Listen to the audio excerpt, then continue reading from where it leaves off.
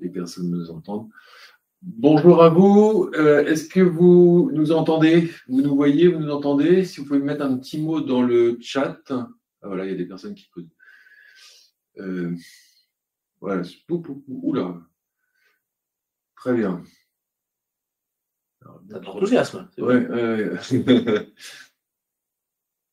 Alors, on est beaucoup, donc si vous voulez qu'on essaye de répondre aussi aux questions qu'il va y avoir dans le chat, posez vraiment des questions les unes après les autres parce que je ne pourrais pas répondre à voir vos questions et poser les questions au fur et à mesure. Donc, doucement sur le chat. Hein. L'image est floue. On est petit et flou, visiblement. C'est pas une bonne nouvelle. Alors, si je fais comme ça, on va être plus grand. Mais toujours flou. Mais vous voyez pas le... Voilà. Donc, on va commencer maintenant. Voilà. Donc, moi, si vous allez me voir de temps en temps, c'est que je réponds à des questions comme ça. Donc, bonjour à tous. Nicolas Bazinet. Je suis le directeur du développement du pôle épargne, en charge de tout ce qui est allocation d'actifs et placement de produits comme l'assurance vie, contrat de capitalisation, PER. Et c'est un peu dans ce cadre-là et dans l'allocation d'actifs que on propose des fonds et des portefeuilles d'allocation à nos clients et que je reçois régulièrement des partenaires, des sociétés de gestion. Et donc là, aujourd'hui, je suis ravi de recevoir deux sociétés de gestion différentes avec deux approches complètement différentes. Donc, le premier à ma gauche, Sadri Tamara, qui est gérant de chez Oris Gestion, et Stéphane Baudron de chez Natexis Loumise. Exactement. Donc, on va attaquer par Sadri tout de suite. Donc, bonjour Sadri. Bonjour à toutes et à tous. Est-ce que tu peux me présenter Oris rapidement, parce comme il y a deux sociétés de gestion pour être rapide, et surtout me présenter un peu ton fonds. Oui, en quelques mots, Oris Gestion est une société de gestion d'actifs présente basée à Paris, qui gère maintenant un peu plus de 4 milliards d'euros, qui se développe bien et qui a de nombreux fonds de gamme, une belle expertise obligataire et sur des fonds d'allocation d'actifs, comme celui dont je vais vous parler, ainsi que des fonds alternatifs. Alors, Income Dynamic est un fonds d'allocation d'actifs, c'est-à-dire qu'en soi, c'est un fonds qui a environ 60-65 lignes en portefeuille et qui est composé d'une partie action, d'une partie obligataire, d'une partie alternative avec des stratégies d'arbitrage, et éventuellement de position de devise et un peu sur des matières premières. Et tout ça se fait à la fois via d'autres fonds, mais avec sur des parts institutionnelles qui sont les moins chargées possibles, via des lignes directes, on peut acheter des titres vifs, actions ou obligataires, via des futurs, via des ETF. Donc on a un univers très très large qui permet d'avoir un modèle complet et flexible. Super. Je ne sais pas si c'est clair. Alors moi, je l'ai déjà en train d'écrire, donc c'est C'était très clair. C'était très clair. très clair. Alors, le fond maintenant. Alors, le fond. Enfin, où on a le slide là qui est un peu. Oui. Alors, l'idée, c'est d'avoir quelle est la méthode de gestion, en fait. Parce que là, on vous a mis en quelques points ce qui me paraît remarquable en ce moment. C'est le croisement, en fait, du cycle économique et de la valorisation. Donc, on regarde vraiment, on est très, très attaché au niveau de valorisation. On voit, si on va un petit peu plus loin, un petit peu plus bas et que tu descends dans les pages, que la Chine, par exemple, a baissé d'environ 50% en 3 ans. On ne pense pas que la Chine va disparaître. Donc, on recherche un moyen, encore un petit peu après, si tu veux bien. Voilà. On va. D'accord. Et on se dit que voilà, il y a quelque chose à faire. Donc, on a fait une poche de l'ordre de 10% sur la Chine et de 20% sur l'ensemble des pays émergents. Pourquoi? Parce qu'on a une phase du cycle où, depuis plusieurs années, ces marchés ont sous-performé. Donc, il y a un niveau de valorisation, un écart de valorisation avec les pays développés qui est très important. Des estimations de profit qui sont supérieures à ce qu'on peut trouver dans les pays développés. Et à côté de ça, une dynamique qui n'est pas encore prise en compte par les marchés. Donc, c'est un thème d'investissement. Évidemment, on en a d'autres. Les autres thèmes d'investissement correspondent aussi toujours à notre démarche cycle valorisation. On cherche des segments du marché qui sont un peu oubliés. Et par exemple, les valeurs moyennes. Aujourd'hui, la décote des valeurs moyennes de la zone euro par rapport à leur niveau de valorisation de long terme, c'est environ 35% en instantané. Normalement, les valeurs moyennes se payent plus cher que les grandes valeurs. Aujourd'hui, elles se payent moins cher. Donc, c'est un thème d'investissement qu'on aime beaucoup aussi. Et on en a environ 16-17% aujourd'hui dans le portefeuille. Donc, deuxième grand thème d'investissement et qu'on pense compléter vers 20%. Évidemment, ça demande un petit peu plus de dynamique du côté de la croissance économique, une petite reprise industrielle, mais c'est en train de se faire. Hein. C'est quelque chose qui arrive. Donc, c'est un deuxième thème d'investissement qui nous paraît important. Et puis, à côté de ça, on rajoute certaines choses. Par exemple, sur la technologie, on aime beaucoup Alphabet, qui est très décoté par rapport à sa croissance et par rapport aux autres niveaux de technologie. Donc là, on a une belle position dessus. Les foncières cotées sont intéressantes aussi parce qu'elles ont baissé d'environ 50%, beaucoup plus que les SCPI. Elles ont une décote sur leur actif net réévalué de l'ordre de 35%. Il faut faire attention à quel titre on choisit parce que certaines sont quand même des bilans un petit peu lourds. Mais au cas par cas, on peut regarder ce qui est intéressant. Et là, on est en train de construire un autre thème qui, aujourd'hui, dans le portefeuille, est encore peu présent. Disons que ça représente environ 3 à 5% du portefeuille. Voilà comment on construit le portefeuille. Donc, des thèmes très diversifiés. Et l'intérêt pour un épargnant, c'est évidemment qu'il n'a pas besoin d'acheter et vendre sans arrêt et de faire les arbitrages lui-même, parce que l'idée, c'est d'avoir ce véhicule sur le long terme, sur une période d'investissement, donc 5-7 ans. Effectivement. Le pôle épargne, on ne recommande que des fonds communs de placement, pas du tout d'actions en direct. Et quand nos partenaires citent une action en direct, c'est pas une recommandation d'arbitrage. Voilà, aussi, c'est votre position sur la valeur. En quoi ce fonds est flexible? Alors, on voit tous que si on est en voiture, on ne va pas rouler à la même allure si on est sur une autoroute ou une petite route de montagne. Donc, quand on voit que les risques s'accumulent, d'une manière avérée ou non, mais quand le risque augmente, on réduit la voilure, on réduit la part des actifs risqués. Un exemple, l'année dernière, on avait une probabilité de récession qui n'a pas été avérée, parce qu'il n'y a pas eu de récession finalement aux États-Unis, il y a eu un atterrissage en douceur. En tout cas, c'est aujourd'hui le scénario qu'embrasse le marché. Mais le risque augmentait, donc on a réduit la voilure et on a réduit le risque du fonds. On a fait la même chose en 2022. Là, ça s'est montré pertinent, puisque le risque était élevé et les marchés ont fortement corrigé. Et on a pu dégager des réserves en début d'année pour les investir en fin d'année. Donc, on gère un petit peu comme ça, en fonction du cycle économique et en fonction du niveau de valorisation des marchés. Quand les marchés montent beaucoup, commencent à atteindre des niveaux qui nous paraissent, qui correspondent à nos niveaux objectifs pour l'année, ben simplement, on vend des actifs risqués, on vend des actions et on essaie de trouver des alternatives qui nous rémunèrent, comme des obligations investment grade en ce moment, où on a une rémunération de l'ordre de 4%. Très bien. Alors, nous en sommes où aujourd'hui dans le cycle économique? Alors, c'était là vos slides. C'est la question difficile. Vous voyez sur ce graphique, voilà. Dis-moi, tu peux. En fait, les anticipations de baisse des taux cette année. Vous voyez qu'on a été très optimiste en décembre et début d'année. C'est la courbe en orange. Et vous avez, ça correspond au prix implicite des taux directeurs sur le marché américain. Donc, ça correspond au nombre de baisses des taux de la Fed. On était parti sur une idée d'avoir 5-6 baisses de taux en tout début d'année, fin décembre.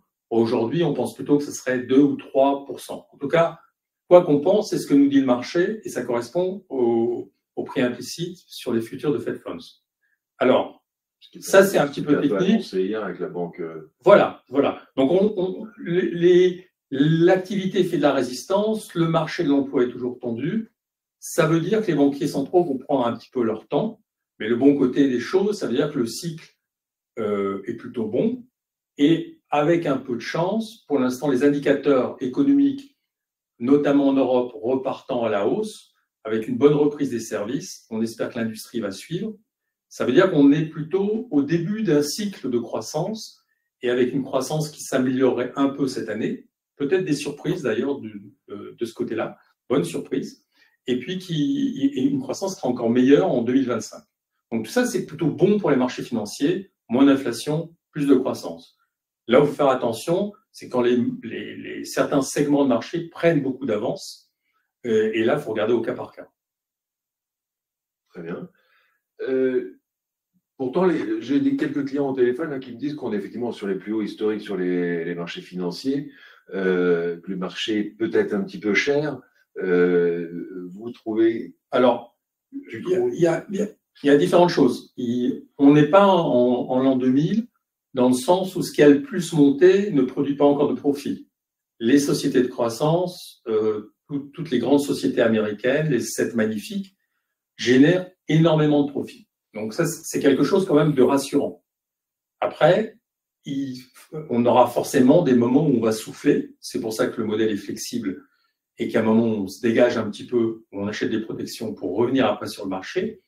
Mais il n'y a pas, je dirais, de bulle réellement, globalement sur le marché. Les niveaux de valorisation des marchés européens sont raisonnables. On a rattrapé notre retard, mais sur un niveau, je dirais, tout à fait correct, en ligne avec ce qu'on a connu depuis 15 ans. Et les marchés asiatiques, les marchés émergents sont décotés. Je parlais des valeurs moyennes, elles sont très décotées.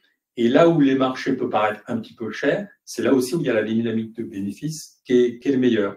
Donc, est-ce qu'on peut attendre des corrections prochainement? Je dirais plutôt des pauses, un certain recul qui sera plutôt une opportunité pour acheter. Hein. Donc, le fait que le marché s'ouvre de temps en temps, baisse de temps en temps, corrige de 10%, c'est juste la vie naturelle des marchés. Dans une perspective longue, c'est plutôt des opportunités. Et donc, on est plutôt, nous, dans l'idée d'avoir constitué des réserves pour bénéficier de ce type de recul, mais on est dans une optique d'achat sur repli et pas de vendre parce qu'on ne craint pas un risque systémique, par exemple. Je mets de côté tous les problèmes géopolitiques qu'on connaît et qui sont très difficilement contrôlables. ou prévisible. Oui, ça c'est difficile. Quels sont les thèmes que vous jouez aujourd'hui dans votre fonds? Alors, comme je disais, on joue beaucoup les pays émergents, les valeurs moyennes, et on est en train de rajouter certaines valeurs défensives, parce qu'elles ont été ignorées depuis les 12 derniers mois. Donc, il y a quelque chose à faire, des valeurs de rendement. Et puis, de temps en temps, des valeurs technologiques, quand on voit qu'elles sont soit peu évaluées, soit sur repli. D'accord. Donc, notre première valeur dans la technologie, c'est Alphabet, Google. On s'en sert tous les jours. Et c'est un modèle un petit peu plus cyclique. Et on a parlé à des ingénieurs qui nous disaient que finalement, Gemini, qui était leur modèle d'intelligence artificielle, était aussi bon, sinon meilleur que ChatGPT. Donc, on mise là-dessus. Ok. Tu veux revenir sur un slide particulier que tu avais dans ta présentation? Oui, peut-être peut-être au début, pour nous remettre dans le contexte économique. Voilà, ici, là, vous avez des projections de l'OCDE. Vous voyez que la croissance mondiale, c'est peut-être un petit peu petit, mais tourne autour de 3%, ce qui est un rythme de croissance assez faible, en fait, par rapport aux dernières années, mais croissance tout de même. Et puis, vous avez vers le haut du tableau, en fait, surtout des pays émergents. L'Inde, évidemment, nous, le marché est un petit peu cher, mais sur le long terme, ça reste intéressant. Et puis, l'Indonésie, la Chine, la Turquie, etc. Alors, comment est-ce qu'on explique ce différentiel de croissance qui s'est rétabli? En fait, ça a été le cas pendant très longtemps. La parenthèse du Covid a été exceptionnelle. On a vu les pays développés faire mieux à cause d'un tombereau de liquidité qui est arrivé sur les marchés. En fait, ces pays-là ont une réserve de croissance. Elles ont souvent une dynamique démographique meilleure. Je mets à part la Chine, la Corée, mais pour les autres pays, évidemment, c'est un soutien. Et en termes de productivité, il y a des gains très faciles à faire. Donc, pour le futur, par exemple, pour un pays comme la Chine, l'évolution de la productivité va être le premier moteur de développement. Et aujourd'hui, la productivité d'un Chinois est inférieure à celle d'un Polonais et peut-être 4 fois plus basse que celle d'un Américain. Donc, on voit que l'effort marginal à produire pour que la productivité augmente en Chine est bien plus faible que ça serait le cas en Corée du Sud, en France ou aux États-Unis. Donc, de ce côté-là, il y a un rattrapage à faire sans avoir besoin d'être génial si le pays, évidemment, est bien gouverné. Donc, ça, c'est un des thèmes qu'on joue sur le prochain cycle, hein, sur les 5-7 prochaines années dans le portefeuille. D'accord, donc un investissement long terme quand même, sur une approche long terme dans... Absolument. D'accord.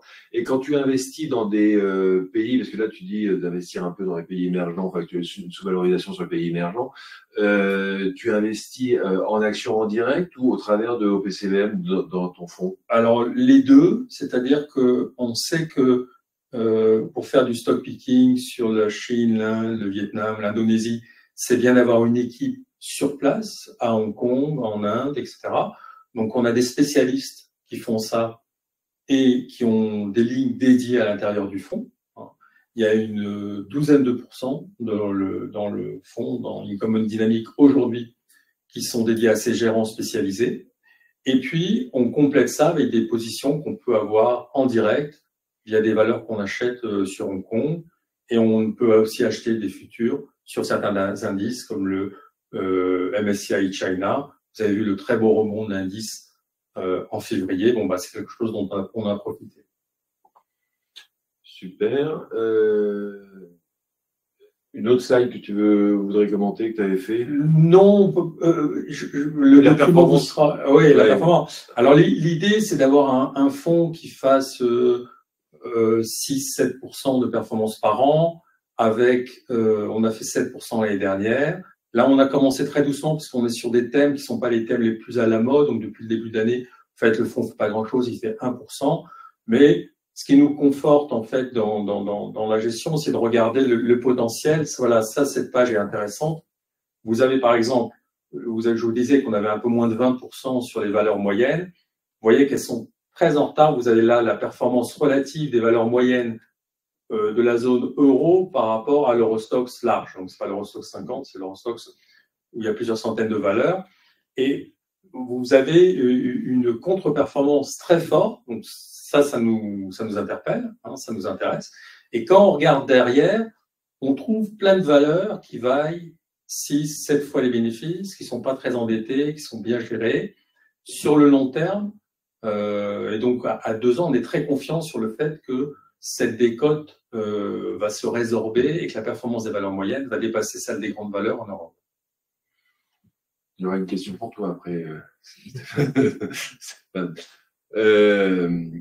Alors, sur l'intelligence artificielle, je vais laisser peut-être Stéphane en parler parce que son fond est très complémentaire de celui-ci est beaucoup plus dynamique et beaucoup plus axé sur la technologie. Alors, je vous disais tout à l'heure qu'on était très, très axé sur les niveaux de valorisation parce qu'on pense que quand on achète quelque chose de sain et pas trop cher, en fait, le temps est avec nous. Avoir un timing parfait, c'est très difficile. Mais si on achète quelque chose de bon marché, sur quelques années, en fait, la performance sera là. Et vous voyez la polarisation du marché avec tout en bas le MSCI EMU Small Cap, donc les valeurs moyennes, le CSI 300 qui est l'indice le plus représentatif des valeurs chinoises. Si on avait mis les marchés émergents, on serait à un niveau relativement faible. Vous voyez que est-ce que le Stoxx 600, est-ce que les valeurs européennes sont très chères? On a un niveau en ligne, donc ça va dépendre de la croissance. Les marges sont un petit peu élevées, mais il n'y a rien de scandaleux.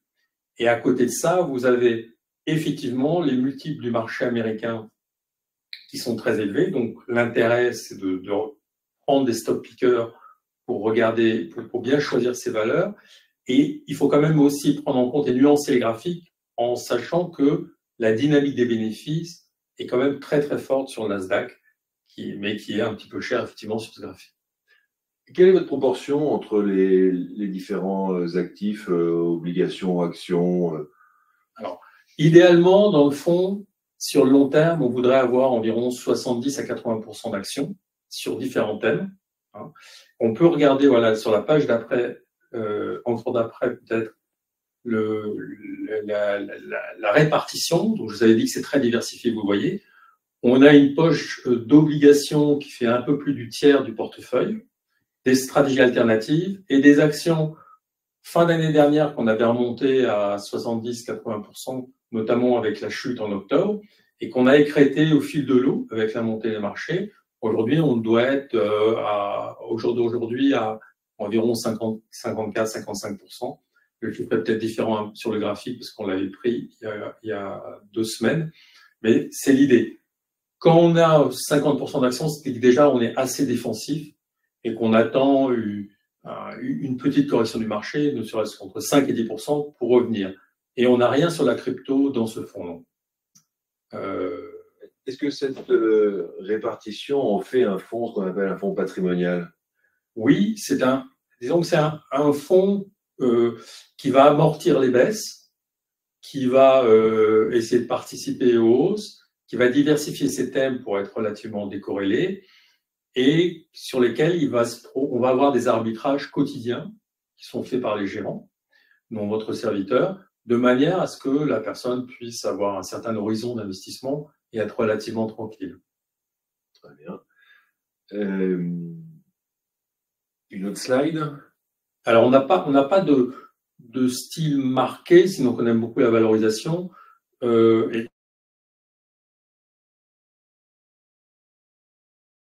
vous voyez avec des nuages à l'horizon, dans une optique de long terme, et on essaie de contourner les problèmes et d'avoir le temps avec nous.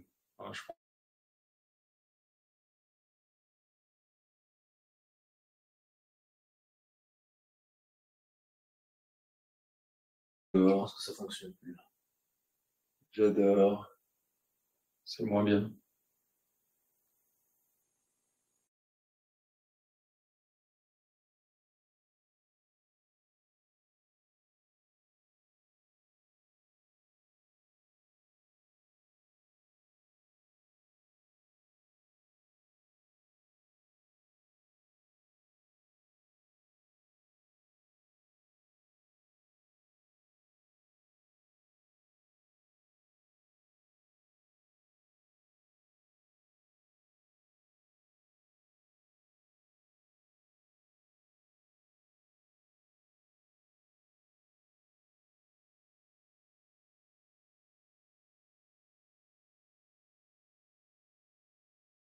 Oh, désolé, je suis vraiment désolé. J'espère que ça va pas beaucoup de monde. Ils viennent d'entrer dans la tempête. Merci. Non, on est sorti. Il y a un gros train, là. On est sorti. Alors, la photo montre qu'on essaye de contourner les tempêtes. Donc, vraiment, j'espère qu'on n'a pas trop perdu de monde. Décisif, oui.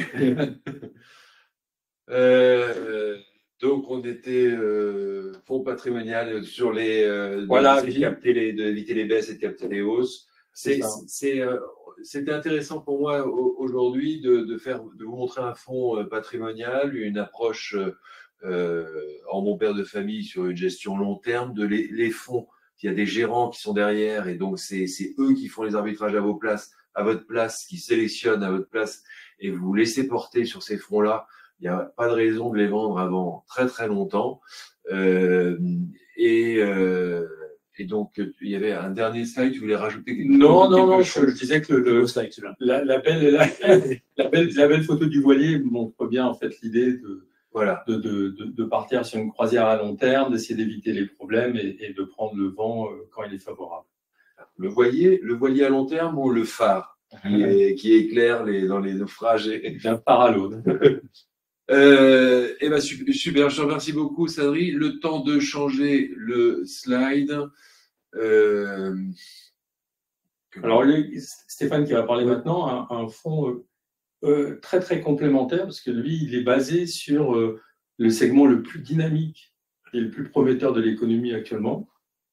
Et oui, absolument. C'est ce qui nous permet d'avoir, tu le mentionnais tout à l'heure, c'est vrai qu'on a évoqué avec Sadri le sujet de la croissance mondiale. C'est vrai qu'elle est relativement faible, mais heureusement qu'elle est nourrie par la technologie. Alors, les États-Unis en règle générale et le segment de la technologie en particulier, on avait une question tout à l'heure concernant l'intelligence artificielle. C'est vrai qu'à la fois, eh bien, tout ce qui est lié en première ligne aux éléments d'intelligence artificielle, mais également, on peut penser à toutes les sociétés qui ont des applications connexes et qui peuvent commencer à générer de la croissance ou économiser des coûts grâce à des outils liés à l'intelligence artificielle. C'est un vivier de croissance absolument considérable et qui nous permet justement de globalement avoir une trajectoire de croissance sur l'ensemble des marchés actions et qui nous permet de nous positionner et de prendre des positions. Donc ça irrigue, je dirais, l'ensemble de l'économie et pas seulement des fonds très très spécialisés. Alors peut-être Nicolas, pour commencer, je me permets de dire un mot concernant ma maison parce que la maison, elle est l'organisation est un petit peu originale, donc ça mérite d'être mentionné puisque vous voyez sur cette diapo, donc c'est peut-être un peu confusant, Loomis Sales d'un côté, dont vous n'avez probablement jamais entendu parler, et Natixis Investment Manager, dont vous avez peut-être plus probablement entendu parler. En fait, chez Natixis IM, on a une originalité, c'est-à-dire que on a fait le choix d'être parmi les grands acteurs de la gestion internationale, puisqu'on déploie au global plus de 1200 milliards d'actifs, donc ça fait de nous un des leaders de la gestion d'actifs en Europe. Eh bien, plutôt que d'avoir un gros modèle intégré, c'est-à-dire on a tous nos fonds qui s'appellent Natixis quelque chose, et donc on a affaire à des généralistes. On a fait le choix d'avoir des participations dans des sociétés de gestion qui conservent une forme d'autonomie, alors pas nécessairement d'indépendance, ils sont contrôlés, mais l'idée étant de se dire, les gérants dans nos sociétés de gestion sont concentrés à faire de la gestion et rien d'autre. Ça paraît bête à dire, mais c'est rarement ce qui se passe dans la vraie vie, notamment dans les grandes entreprises, puisque ça nous permet d'avoir des gérants qui sont concentrés sur leur cœur d'activité, et nous, Natixis, on est responsable de faire du marketing, du commercial, toutes les fonctions régaliennes, la finance, le juridique, les ressources humaines, bref, on les libère de tout le reste, ce qui leur permet de se concentrer sur ce qu'ils ne devraient que faire dans d'autres cas de figure, c'est-à-dire essayer de générer de la performance. Alors, on constate que ça fonctionne dans la durée, puisqu'on a plus de 2/3 de nos encours qui surperforment dans la durée, à 3 et 5 ans, ce qui pour des entreprises de notre taille est assez remarquable. Et on pense que justement ce modèle nous le permet. L'autre élément qui est intéressant, c'est que ça permet l'alignement d'intérêts que proposent les plus petites sociétés de gestion. C'est-à-dire qu'on a des parts minoritaires, et donc ça signifie en termes clairs que nos gérants, les gens qui sont là pour construire la performance pour vous, sont actionnaires, minoritaires, mais actionnaires de leur entreprise. Ce qui signifie que eux aussi ont un intérêt qui est aligné avec le vôtre et ils sont là dans la durée. C'est-à-dire que vous n'avez pas l'écueil du salarié qui est là aujourd'hui, qui ne sera peut-être pas là dans 3 ans. Là, vous avez face à vous des gens qui sont là dans la durée. D'ailleurs, j'en reparlerai dans le cas de Loomis, puisque l'équipe de gestion est inchangée depuis le lancement du fonds. Plus spécifiquement, Loomis, c'est notre plus gros affilié aux États-Unis. Alors Natixis, pour ceux d'entre vous qui l'ont en tête, vous avez vu notre logo un peu violet, cette alliance du bleu des caisses, du bleu des banques populaires et du rouge du caisse d'épargne qui nous donne ce violet que la terre entière nous envie. Eh bien, c'est vrai que on a du coup un ADN mutualiste assez connu en France, mais ce qu'on a moins en tête, c'est que notre modèle en termes de gestion d'actifs est très international. La moitié de nos encours sont gérés, déployés aux États-Unis.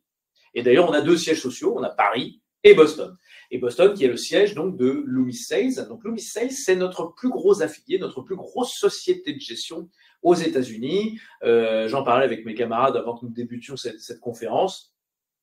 Natixis est rentré au capital il y a une quinzaine d'années, à l'époque où la société de gestion gérait 20 milliards, c'est déjà une belle taille. Aujourd'hui, ils sont à la tête de plus de 350 milliards d'actifs, ce qui signifie qu'ils ont réussi à générer pas mal de performances, et notamment sur la stratégie dont je vais vous parler aujourd'hui, dont Nicolas nous a demandé de parler, puisque, je vous le rappelle, les États-Unis, c'est le royaume de l'ETF. Donc, pour survivre quand on fait de la gestion active, c'est-à-dire quand on essaye de s'écarter des indices de référence, eh bien, il faut faire de la performance. Sinon, en termes de business, en termes de collecte, de taille d'encours, ça fonctionne pas très bien. Or, ça a très très bien fonctionné pour ces gestions. Juste sur la société Loomis, c'est axé donc sur les États-Unis, société américaine. Il y a différents types de gestion. Alors, je pense private equity ou pas. Alors, chez Loomis, il n'y a que du côté. Que du côté. En revanche, là, même si le sujet qui nous anime aujourd'hui, ce sont les actions, en fait, le savoir-faire historique de Loomis, c'est plutôt sur les obligations américaines. Voilà. Obligations américaines et internationales. Ça reste le gros des actifs. Mais les stratégies actions, aujourd'hui, chez Loomis, sur les 350 milliards que je mentionnais, c'est un petit peu moins de 90 milliards. D'accord. Donc, ça reste assez minoritaire. Et sur ces 90 milliards, les stratégies de croissance dont on va parler aujourd'hui, c'est 70 milliards. C'est l'essentiel de notre savoir-faire. Stratégie de croissance qui s'oppose aux stratégies de retournement grosses dans de value. Sur le temps, moi, ce que je remarque, c'est la croissance, c'est ce qui fait la performance sur le temps. Donc, on a déjà fait des webinaires avec une société de gestion qui a des performances extraordinaires sur des fonds croissance. Parce que si vous voulez, un bon père de famille, la croissance, c'est ce qu'il y a de mieux, à mon sens. Est-ce que tu veux me présenter ton fonds en quelques mots? Bien sûr, avec grand plaisir. Précisément, on en revient à ce que tu disais d'ailleurs, Nicolas, c'est-à-dire que la croissance, et en particulier aux États-Unis, c'est ce qui va emmener l'essentiel de la performance. Et ça ne veut pas dire, alors là, c'est pas une croyance unilatérale, il faut simplement le raccrocher au contexte. Pardon. Je me référerai un instant à la présentation de Sadri, simplement pour le justifier quelque part, mais je pense que c'est un élément très important à avoir en tête. C'est que la valorisation est une force de rappel très importante. Ça ne veut pas dire, quand on est gérant croissance, ça ne veut pas dire qu'on ne regarde pas le prix de ce qu'on a. En revanche, est-ce que c'est le principal catalyseur de performance? Ça peut l'être, mais dans certaines conditions. Quelles sont ces conditions? Ce sont des conditions dans lesquelles le loyer de l'argent est élevé. Quand là, les taux sont importants. Alors là, vous allez me dire, oui, mais les taux ont beaucoup remonté. Sauf que l'inflation n'a pas vraiment beaucoup baissé. Même si tout le monde attendait à ce qu'elle baisse, elle a baissé, certes, mais elle est revenue à des niveaux qui font qu'aujourd'hui, les taux réels, c'est-à-dire les taux nominaux moins l'inflation, sont toujours très bas. Or, étant donné le niveau de dette que nous avons considérablement augmenté collectivement, que nous avons accumulé, il faut être très clair, dans le monde développé en particulier, des taux réels élevés, c'est une équation impossible. Le marché deviendrait tout bonnement insolvable. On a trop de dettes pour avoir des taux réels élevés. Ce qui signifie que nous sommes durablement dans un régime de marché dans lequel le prix, certes, il faut le regarder, mais ce qui va primer, c'est la croissance, parce que quelque part, l'argent, je ne vais pas vous dire qu'il est virtuellement gratuit, mais globalement, on a une telle érosion et qu'on a structurellement des taux faibles, des taux réels qui sont faibles, qui fait que ce qui va primer, c'est vraiment la trajectoire du business, le développement du business, et ensuite, on va le réconcilier avec une valorisation cohérente, mais ce qui compte, c'est vraiment ça. Et donc, pour en revenir à ce que tu disais, je pense que ça a rarement été aussi vrai. Alors, ça a été très vrai pendant la décennie qui a précédé le Covid. Il y a eu une petite période d'inflexion post-Covid où, quelque part, la valorisation a repris ses droits pendant un an, globalement. Mais depuis, on voit bien qu'on a la croissance a repris ses droits et qu'on a de nouveau accumulé 18 mois de surperformance de la croissance et pour nous, c'est amené à durer. Donc, cette conversation qu'on a aujourd'hui. Alors, pour en revenir plus précisément au fond, Loomis US Growth, comme son nom l'indique en VO, eh bien, c'est un fonds qui va se focaliser, qui n'investit que sur des valeurs de croissance aux États-Unis. Alors, ces valeurs de croissance aux États-Unis. Je passe des slides. Écoute, oui, tu peux passer après. J'en ai mis tellement parce que je fais partie d'un gros groupe, je vous l'ai dit, donc la compliance m'a imposé une présentation complète. Donc, j'ai pas pu trier. Donc, on a. Que vous recevrez à la fin du webinaire. Ah, vous aurez absolument tout. C'est de full Monty. Mais c'est vrai que dans cette méthode, tu peux passer, je te dirai sur, parce que là on est plus sur l'entreprise. Là on a l'équipe, on peut s'arrêter un instant comme ça, c'est intéressant. C'est en gros on a une équipe qui se focalise exclusivement donc sur des valeurs de croissance. Donc croissance, ça veut dire quoi? Ça veut dire des entreprises qui vont réussir durablement à générer de la croissance de leur chiffre d'affaires, mais de la croissance rentable. Ça c'est un élément très important sur lequel Sadri est revenu aussi. Il faut avoir toujours en tête, attention, la croissance, c'est bien beau, mais ce qui compte pour nous, c'est la croissance certes du chiffre d'affaires, mais surtout du résultat et du cash flow. Est-ce que cette croissance est durable? Est-ce qu'elle génère durablement du cash? Donc ça, c'est vraiment très important.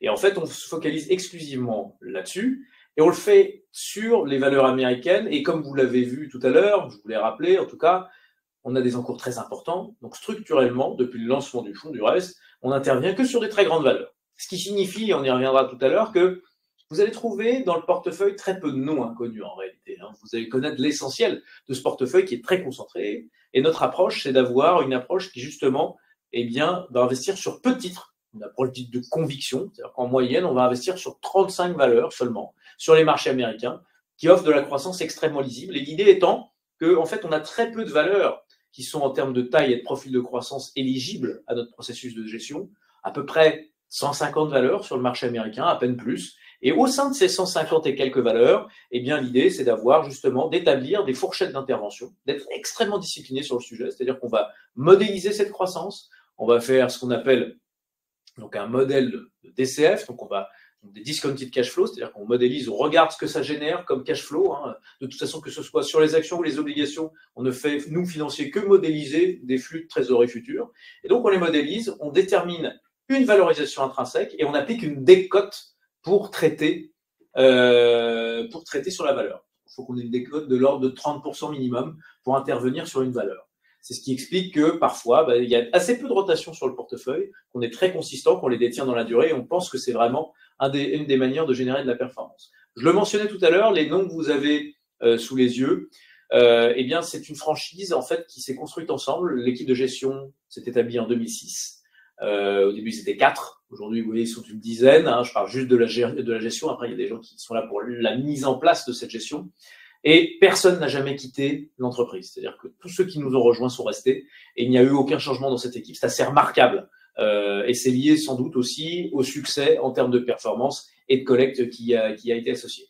Donc, quelque part, si je dois synthétiser, Nicolas, en fait, la méthode est très rustique. Il n'y a rien d'extraordinaire. Je pense que ce qui va nous différencier, c'est la consistance et les moyens qu'on se donne pour arriver à ce résultat. Et cette approche extrêmement long terme, extrêmement consistante, qui a produit des résultats de très très bonne qualité. Le codicine, c'est dans la présentation. C'est dans la présentation, on va vous les donner, vous allez recevoir, et sinon vous m'envoyez un mail, on vous les envoie aussi. Je confesse que je ne connais pas par cœur. Donc ça, c'est les équipes que tu me disais, et donc vous allez recevoir. Après... On peut arriver sur le portefeuille. Ça, c'est intéressant, cette diapo, tu peux la laisser, c'est quelques statistiques qui reviennent un petit peu, notamment, je pense, sur la catégorie de droite. Donc, on part bien du marché, c'est-à-dire que ce qui nous intéresse, on ne fait pas de projections qui vont nous amener à dire est-ce que la croissance mondiale va être plus ou moins importante que ce qu'on attend cette année? Est-ce qu'on va avoir une réflexion sectorielle sur le fond? Non. La réalité, c'est que justement, ce qui va primer pour nous, c'est vraiment une sélection des titres sur base des fondamentaux et on part de l'entreprise dans la méthodologie de gestion. Par rapport aux caractéristiques auxquelles on peut s'attendre de la part du fonds, vous les avez sur la partie droite donc de la diapo, c'est un fonds qui tourne peu.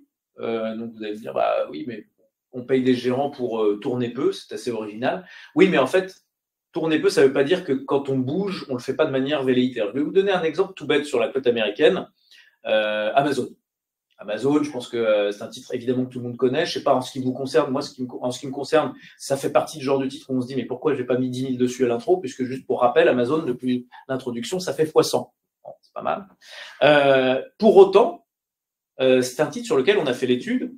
Tous les gérants américains ont détenu de l'Amazon en portefeuille. En revanche, le sujet c'est de savoir combien et combien de temps.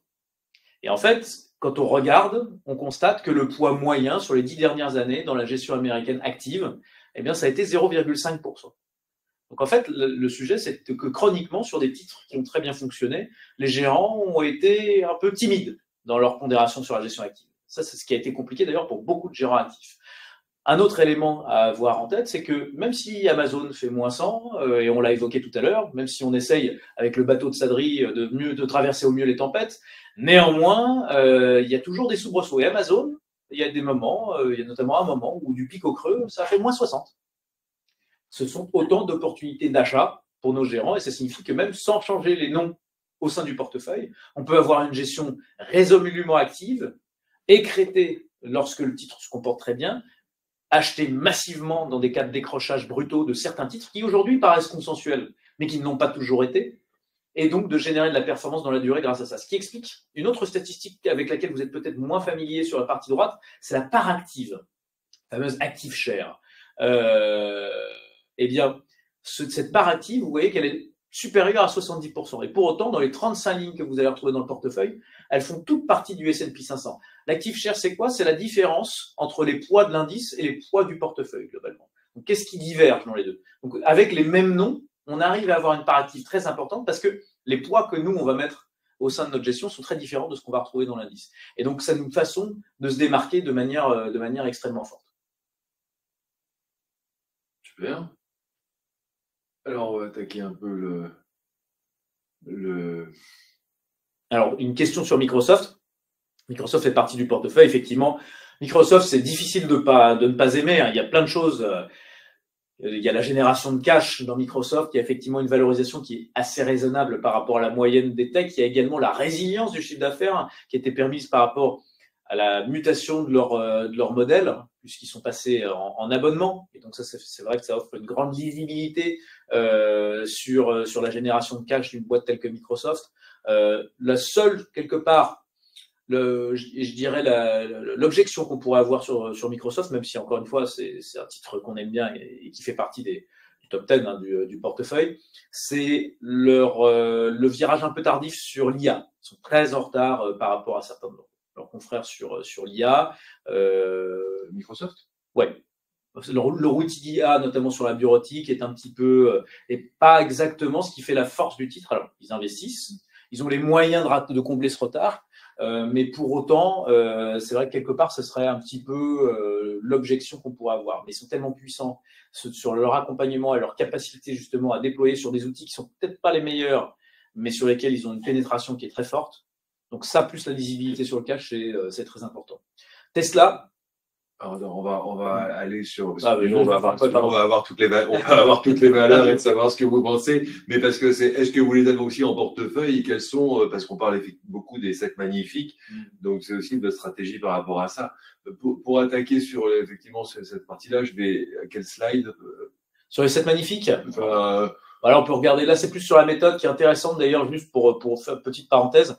Vous voyez, on va pas survendre notre approche. C'est-à-dire, comme je vous le disais, on est très fondamentaux et on va pas essayer d'anticiper la macro sur le marché. Ce qui signifie en termes clairs que, vous voyez, ce graphique quelque part, il fait pas rêver. Alors après, heureusement, on a un bilan qui nous permet de très bonne qualité, qui nous permet peut-être de vous donner de très bonnes perspectives. Mais en fait, ça signifie quoi? Ça signifie que traditionnellement, quand on constitue une position, le titre continue à baisser, parce qu'on n'a pas la prétention d'acheter les titres au plus bas. C'est un vœu pieux, acheter les titres au plus bas. C'est pour ça que je vous parlais tout à l'heure du fait qu'en général, on déclenche nos achats lorsqu'on est 30% en dessous de notre objectif de cours.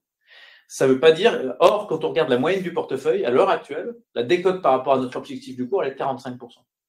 Donc, ça signifie qu'on est conscient que, on va courir après le titre, mais en revanche, que parfois, il y a un momentum baissier qui s'installe, mais qui sont des bonnes conditions pour acheter le titre. Et donc, à défaut, plutôt que de ne pas déployer du tout, c'est vrai qu'on va avoir tendance à constituer des positions dès lors qu'on touche ce seuil.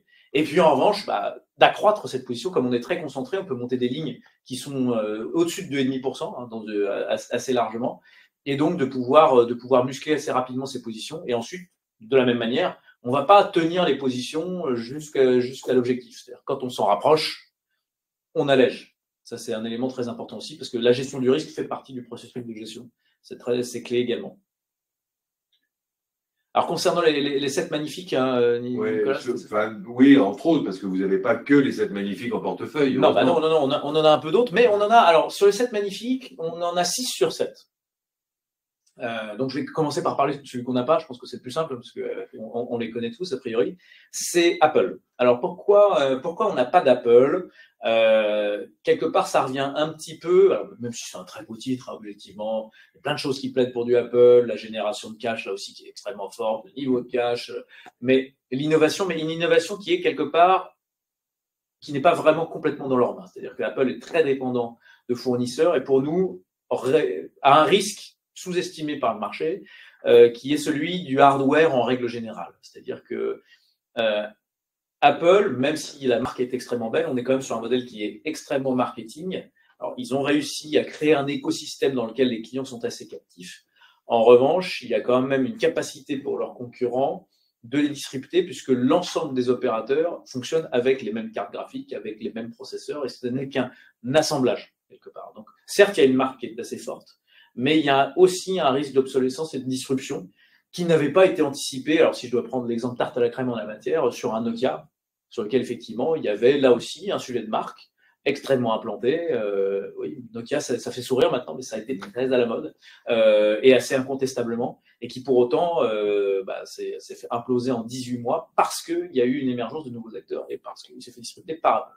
Donc, avec des technologies assez équivalentes. Donc, de ce point de vue-là, c'est une des raisons pour lesquelles on n'a pas d'Apple au-delà du prix. En revanche, les 6 autres sont présents en portefeuille. En revanche, est-ce qu'ils sont présents au poids de l'indice? Non. Je m'en souviens un peu plus loin, excuse-moi Nicolas, il y a tellement de slides. Il y a les 10 principales lignes quelque part. Après, sinon, on va arriver. Là, tu arrives quand même à la fin, il y a les performances. Mais c'est bien, elles sont bonnes, on peut les laisser. Mais globalement, on a aujourd'hui alors, il y a quelques titres qui sont structurellement sous-pondérés. J'attire votre attention sur ce sujet. C'est une obligation réglementaire, de toute façon. Il y a une limite très claire, c'est que pour un OPCVM, on ne peut pas avoir, pour des raisons de dispersion, on ne peut pas avoir plus de 10% du fonds sur un titre. Or, si vous regardez les gros indices américains, les premières lignes sont à plus de 10%. Donc, structurellement, les fonds actifs auront déjà une déviation naturelle, réglementaire, par rapport aux gros indices. Ça, c'est un premier point. Ensuite, nous, on a des titres sur lesquels, justement, on a des convictions plus fortes que la moyenne du marché. On parlait tout à l'heure, on a évoqué le cas de Tesla. Tesla est un cas intéressant parce que le sujet de Tesla, de notre point de vue, c'est pas seulement le sujet c'est pas seulement un sujet automobile, c'est un sujet de data. Si vous regardez globalement dans le monde, ce qui a extrêmement bien fonctionné en termes de performance, c'est la capacité à déployer de la technologie en lien direct avec le client. C'est la grande force des entreprises américaines, c'est la force de certaines entreprises chinoises. La faiblesse, malheureusement, du monde européen, de l'Europe en règle générale, c'est d'avoir des entreprises qui sont parfois très performantes d'un point de vue technologique, mais qui ont des modèles de B2B, qui n'ont pas de lien direct avec le client. Et ça, c'est la grande force des modèles américains, cette prise directe avec la donnée, qui est clé. En fait, ce qui vaut beaucoup, c'est la donnée. Or, pour en revenir au cas de Tesla, ce qui nous intéresse beaucoup, c'est la donnée accumulée en termes de voitures autonomes. C'est-à-dire que le cas d'investissement Tesla, il faut bien le comprendre, ce qui justifie une valorisation telle, c'est pas seulement la qualité de leur modèle électrique, qui quelque part, on aura toujours ces comparaisons. Si vous comparez en stand-alone l'appareil électrique de Volkswagen versus Tesla, eh bien, vous avez quelque chose qui est insoutenable en termes de valorisation, sauf que ce n'est pas comprendre quel est le modèle. C'est-à-dire que le modèle de Tesla, c'est d'avoir accumulé avec un parc croissant très fortement de la donnée considérable pour constituer des voitures autonomes. Et de ce point de vue-là, sur le modèle de la voiture autonome, par rapport à Google Car, par exemple, Tesla a pris une avance considérable. Et ça, en termes de valorisation, pour nous, c'est ce qui justifie. C'est un peu comme Amazon, où c'est pas que de la vente en ligne, Amazon. Bien sûr, c'est le lien direct avec l'ensemble des consommateurs et l'accès au marché, y compris pour des distributeurs. Je vois qu'on a une question sur Nvidia, qui était mon point suivant également. C'est la première ligne du portefeuille. Nvidia, on en a, oui. Et alors, pourquoi c'est intéressant, y compris au cours actuel? Alors, même, évidemment, ça l'est un petit peu moins aujourd'hui que ça l'était il y a 2 mois. Mais Nvidia, juste pour l'avoir en tête, je ne sais pas si pour le rappeler à tout le monde, c'est la meilleure performance du marché américain l'an dernier. C'est 239% de performance. Pour autant, est-ce qu'Nvidia, en termes de multiples de résultats, se payait plus cher en début d'année qu'un an auparavant? La réponse, c'est non. Parce que la croissance bénéficiaire d'Nvidia a été telle qu'en fait, le multiple est resté stable. Alors là, depuis le début de l'année, la performance est telle que le multiple commence à se tendre un petit peu quand même, parce qu'on a un rythme qui est extrêmement élevé, mais ayons en tête que aujourd'hui, Nvidia est un générateur de croissance absolument considérable. Pour vous donner une idée, c'est vrai que avec Nvidia, en fait, est le bénéficiaire très net de l'ensemble de la croissance de l'IA dont je parlais tout à l'heure et qui irrigue l'ensemble de l'économie. Lorsque Facebook, aujourd'hui, est en train de construire ses capacités de ce point de vue-là, plus de les 2 tiers de leurs commandes en termes de processeurs vont se faire auprès d'Nvidia. Ce qui, pour vous donner une idée en termes de montant, va faire une croissance de chiffre d'affaires comprise entre 20 et 30 milliards juste sur la commande de Facebook de 2024 sur le chiffre d'affaires d'Nvidia. C'est absolument considérable et ce nombre d'exemples est à multiplier dans des proportions ahurissantes. Donc c'est vrai que, et là aussi, en parlant à nos gérants qui connaissent bien cet environnement, y compris avec des experts des intelligences artificielles, on estime qu'aujourd'hui, Nvidia, par rapport à ses principaux concurrents, a, notamment sur la partie graphique, 18, 24 mois d'avance, ce qui est absolument considérable. Et ce qui va justifier, aujourd'hui, ils sont déjà en train de mettre au marché leur nouveau modèle de puce, pour vous donner une idée, leur permet de passer des augmentations de prix qui sont énormes, hein, puisque on parle de puces qui valaient à peu près $20 000 aujourd'hui, ils commencent à positionner des puces qui valent entre 25 000 et 30 000. C'est ça qui est étonnant sur Nvidia, c'est en fait les marges qu'ils arrivent à avoir qui sont supérieures à toutes les autres sociétés. Ils ont un pricing on est à 40% de marge d'exploitation sur Microsoft, on est à 60% attendu pour Nvidia. Ouais, et pour l'instant, c'est tenu. Alors, pour l'instant, c'est tenu. Là, on parle valeur, c'est pas forcément le thème du webinaire, mais les clients Bourse Direct sont très valeurs aussi et viennent chercher de l'information. Donc, je vais moi aussi faire ma question sur une valeur, sur Nvidia. Aujourd'hui, c'est la source, la matière première de la carte graphique. Il n'y a pas un risque de pénurie, de difficulté d'approvisionnement sur ce genre de... Pour le moment, ils arrivent à délivrer, ils augmentent largement les capacités. Alors, c'est vrai que ça demande beaucoup d'investissement. On voit la même chose avec les entreprises chinoises à la grosse taïwanaise. TSMC. Voilà, et ces produits. Ils travaillent ensemble, en fait. Oui, TSMC produit pour Nvidia, exactement. Ils produisent rien. Donc, il peut y avoir un risque... eux, c'est de la conception, hein, essentiellement. Alors après, bien sûr, ils dépendent effectivement de fournisseurs pour approvisionner. Pour le moment, il y a eu quand même des accroissements de capacité qui permettent de dire, sur les prochains mois, on n'est pas très inquiet sur la capacité, notamment sur les modèles historiques, parce qu'en fait, ce qui est assez beau dans ce modèle, c'est que du coup, il commence à avoir un catalogue un peu plus profond, avec la possibilité d'offrir du discount sur justement la génération précédente, et de passer des hausses de prix sur la génération suivante, de prioriser leur carnet de commandes grâce à ça, et avec des capacités qui suivent. Et toute cette évolution-là est due à l'évolution de l'intelligence artificielle. Le catalyseur, c'est vraiment l'intelligence artificielle. Et sur les perspectives... Parce qu'en fait, ce sont les cartes graphiques qui permettent de mieux de répliquer tout ce qui est génération de langage itératif. Et donc qui correspond en fait à des applications d'intelligence artificielle. Elles n'ont pas nativement été créées pour ça, mais c'est comme ça qu'on s'en sert. La croissance estimée du marché de l'intelligence artificielle, c'est d'être au moins, dis-moi si je me trompe, mais moi j'ai en tête un chiffre de 30% par an. C'est ça, c'est 33% annualisé. Voilà, sur ces prochaines années. Ça doit faire x10 d'ici la fin de la décennie. Voilà. On doit passer de près de 50 milliards à 500 milliards de marché d'ici la fin de la décennie. Donc là, on est sur des... Combien représentent les 6 magnifiques, vous en avez 6 seulement dans votre portefeuille? Alors, dans les portefeuilles, ça doit faire à peu près, je fais une note moyenne, ça doit être pratiquement un quart du portefeuille. 25%. Ouais. D'accord. Et donc le reste des valeurs, c'est... Alors, ce sont d'autres large caps, mais sur lesquels on va pouvoir trouver justement d'autres secteurs. Parce que l'idée de ce fonds, c'est bien évidemment de capitaliser sur tout ce qui va générer de la croissance, mais pas que. Et je dirais que ce qui est intéressant, je ne sais pas si vous l'avez en tête, on le voit un peu sur le graphique, mais en gros, le fonds a une originalité, c'est d'avoir fait une très bonne séquence 22-23. C'est-à-dire qu'au-delà d'avoir plus de 15 ans d'historique de très bonne qualité, pour mémoire, c'est quand même, on parle de pratiquement 16% de performance annualisée depuis le lancement, donc des performances de très très bonne qualité. Mais sur la séquence 22-23, c'est important à l'avoir en tête aussi concernant le profil de risque. 2022, sur une année qui est très difficile pour les actions et pour les actions de croissance en particulier, le fonds fait moins 25, ce qui est à peu près la moyenne de la catégorie. On est dans le paquet. Mais la différence étant que 2023, le fonds fait 45%, ce qui est largement au-dessus de la moyenne de la catégorie. Donc le ratio hausse sur baisse a été de très bonne qualité. Le délai de recouvrement a été extrêmement rapide. Donc là, autant de ratios qui parlent beaucoup, je pense, à des investisseurs particuliers et qui sont très très importants. Et le tout a été fait sans biais excessif. C'est-à-dire, effectivement, et c'est une excellente question, Nicolas, il n'y a pas que de l'intelligence artificielle et de la technologie dans le fond. On arrive à faire ce résultat en n'ayant pas un fonds Nasdaq.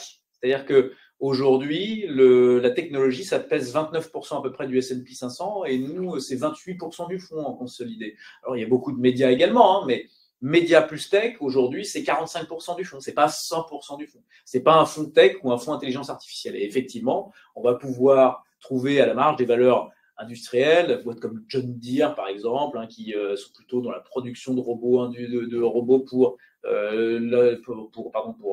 l'agriculture, donc, et qui est assez forte d'ailleurs d'un point de vue ESG. J'ai vu qu'on avait une question sur le sujet. On a une approche, le fonds est un fonds, si ça vous parle, je suis navré, c'est un fonds SFDR 8, c'est-à-dire qu'il y a une approche significative concernant l'engagement ESG. Donc, on exclut une partie du territoire d'investissement et surtout, on intègre des critères ESG dans le choix des valeurs qu'on va rentrer en portefeuille. Ça sont des éléments importants, effectivement. Ça fait partie de l'analyse à 360 degrés qu'on va réaliser sur les titres. Et pour répondre à Catherine, les deux fonds sont éligibles dans de nombreux contrats d'assurance vie. Oui, les deux fonds dont on vient de parler sont éligibles sur les comptes titres et pas les PEA, évidemment. Non, par construction, non, action numérique, non. Donc, dans les comptes titres Bourse Directe sans frais de souscription et aussi sur les deux contrats d'assurance vie Bourse Directe, Imalia et Apicil, Bourse Directe Horizon et Bourse Directe Vie d'Apicil et Generali. Et sinon, vous cherchez à me contacter pour pouvoir les souscrire si vous avez le moindre problème. Je suis à votre disposition. Il n'y a pas de frais d'arbitrage sur ces deux contrats d'assurance. Donc, vous voyez que le deuxième fonds, par rapport au premier, on est quelque chose de quand même plus dynamique. C'est un fonds action. Un fonds action. Donc, il faut regarder effectivement par rapport à vos objectifs et justement t'en parler sur vos niveaux de risque que vous souhaitez prendre. Vous pouvez faire sur un profil prudent 100% en exagérant 100% du fonds Incommon, mais vous pouvez pas faire 100% du fonds Gross Equity sur votre portefeuille. Par contre, un profil prudent qui ferait 90% de Sadri et 10% de Stéphane, c'est quelque chose qui pourrait être possible. Donc, non, ils sont pas éligibles au PEA parce que vous avez un fonds flexible, donc avec des obligations et que sur un PEA, il faut au moins 75% d'actions et le deuxième, il est sur les valeurs américaines, donc pas du tout possible sur un PEA. Donc, c'est deux fonds qui sont pas possibles sur les PEA. Voilà. Mais il va falloir que tu fasses quelque chose sur le PEA. Ouais.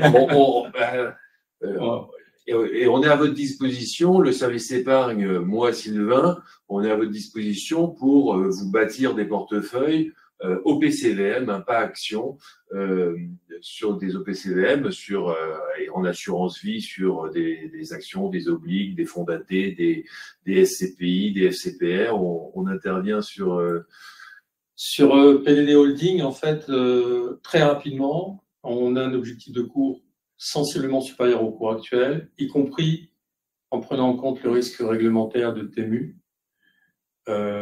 Superbe société,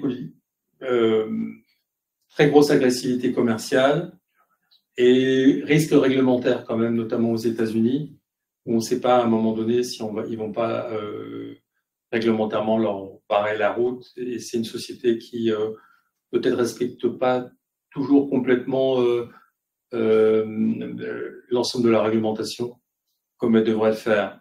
Mais si on regarde Pinduoduo, donc PDD, uniquement sur la Chine, Je pense que le niveau de cours est déjà largement justifié. Donc c'est plutôt quelque chose d'intéressant, on va dire. Ouais. De l'autre côté du spectre, vous avez Alibaba qui est pas cher du tout parce que ça croît beaucoup moins vite, mais ça croît quand même. Ça représente, c'est évalué à 8 fois les bénéfices et un tiers de la capitalisation boursière de la valeur, c'est du cash qu'ils ont à la banque. Donc en fait, le niveau de valorisation nette est encore plus bas. Pinduoduo, c'est un peu plus sportif, mais jusqu'à présent avec une réussite étonnante. Là, on a fait l'heure, mais posez-nous vos questions. Il n'y a aucun souci. On essaie d'y répondre.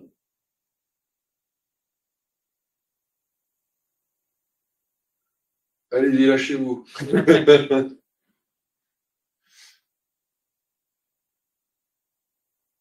Est-ce que un de vous deux veut revenir sur un point? Je pense qu'on a dit l'essentiel. Là, on va répondre aux questions. Enfin, il me semble. Oui.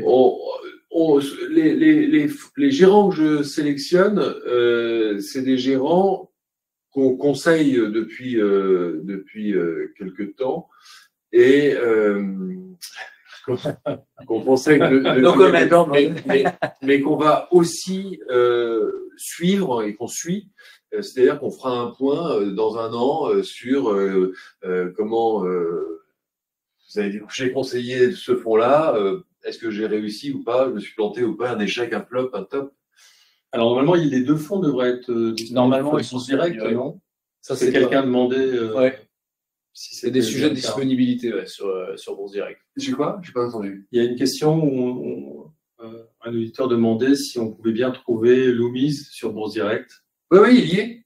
Il y est. Donc les deux, ils sont. Oui. Sinon, vous m'envoyez un mail à nbazinet@boursedirect.fr et je ferai mon maximum pour référencer si jamais il y avait un fonds qui allait pas, qui était pas. Mais mets ton adresse, à mon avis, ce sera pas mal. Ouais. Pas mal, pas bête. Mais juste un petit point peut-être pour en conclusion, je me permets, je pense sous le contrôle de Sadri également, qui est allocataire d'actifs. Effectivement, je suis entièrement d'accord avec ce que disait Nicolas concernant le profil de risque. Bien évidemment, notre fonds Loomis US Growth, il n'est pas nécessairement à mettre entre toutes les mains. Il faut avoir un peu le cœur bien accroché, parce qu'il y a de la volatilité, comme surtout produit action. En revanche, j'attirerai votre attention sur un point important, je pense. On a beaucoup évoqué le cas de la croissance, et si jamais, même pour des clients plus prudents, qui ont peu de place pour des actions, je pense qu'on a trop souvent un prisme local, trop souvent un biais domestique. Et quelque part, si on regarde ce qui s'est passé sur les 10 dernières années, les 20 dernières années, et globalement à peu près sur toutes les périodes, les actions américaines surperforment. Alors évidemment, les performances passées ne présagent pas des performances futures, mais un peu quand même, quand les fondamentaux ne changent pas.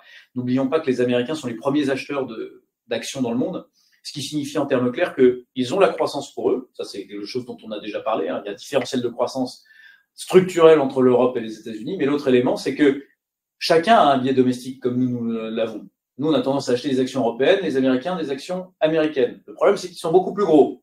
Donc, en fait, ça signifie que quand ça va pas bien, en fait, ils sortent du marché européen, ils sortent des marchés de diversification et ça affecte beaucoup plus nos marchés. Ce qui signifie que globalement, la performance de long terme, elle est structurellement meilleure sur les marchés américains, même si les valorisations sont un petit peu plus élevées, pour ces différentes raisons. Parce qu'ils achètent de leur propre marché et parce que leur marché est plus générateur de croissance et que tout le monde achète des actions américaines.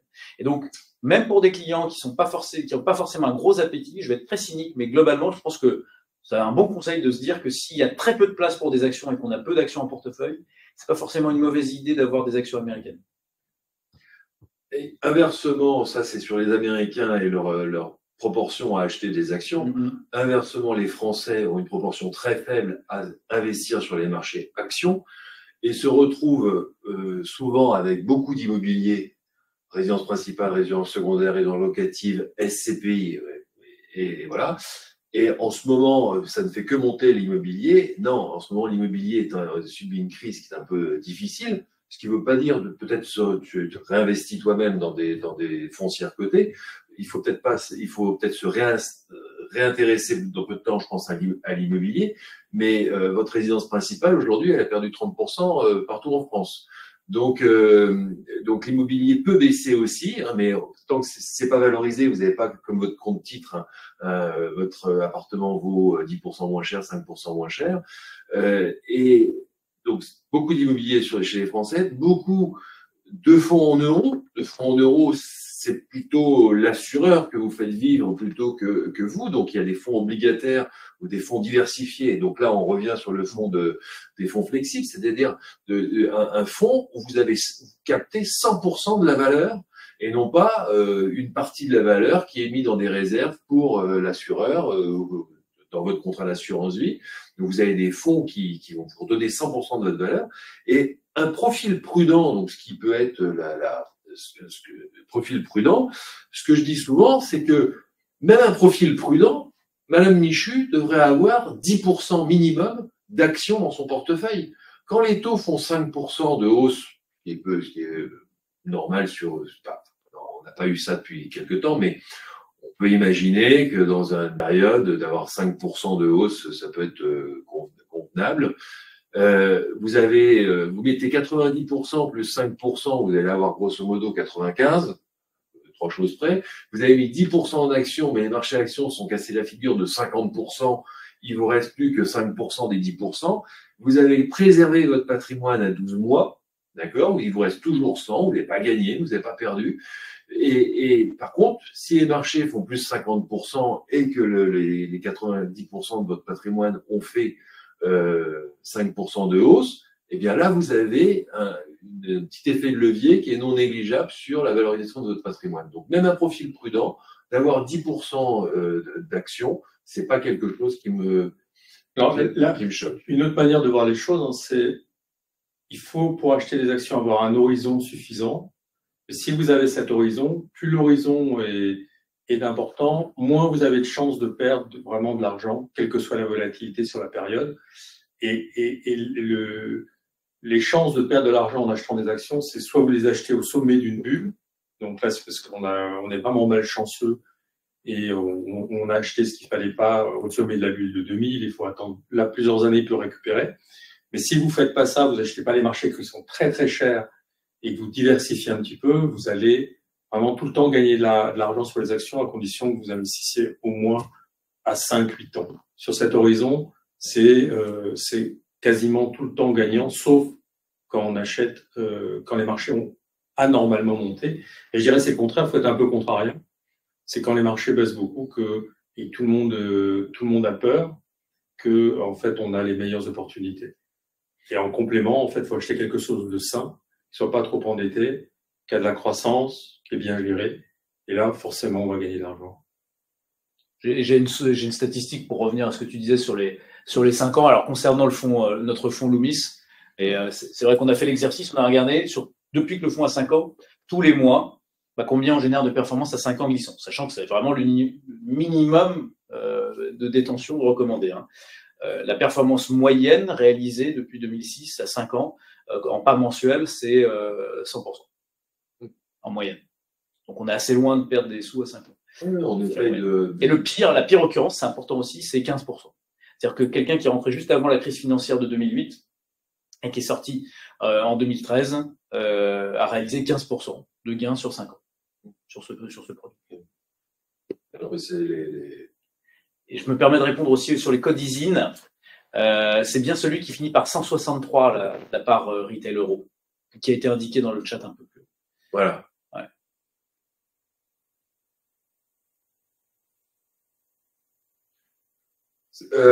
Écoutez, si vous n'avez pas de merci pour cette discussion, merci à vous pour cette discussion, merci à vous pour vos questions et votre écoute.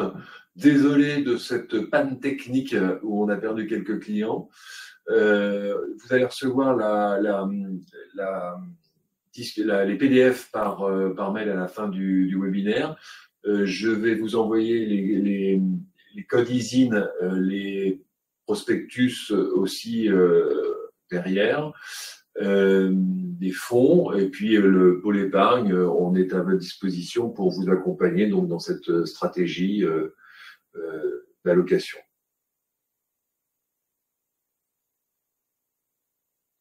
Là, Hervé, vous avez mis trop de chiffres dans votre ligne. Non, c'est le code design, parce que Hervé me dit que c'est pas le bon code design. Effectivement, Hervé a raison. On utilisait le code design d'une part qui a un plus grand historique pour vous montrer l'historique. C'est pas nécessairement celui que vous retrouvez dans l'offre. Ah bon, d'accord. Pour clarifier. Bon, ben, merci à vous. Je vous souhaite une bonne après-midi. Et on est à votre disposition. Merci beaucoup. Merci. Bonne journée. Merci Nicolas. Merci.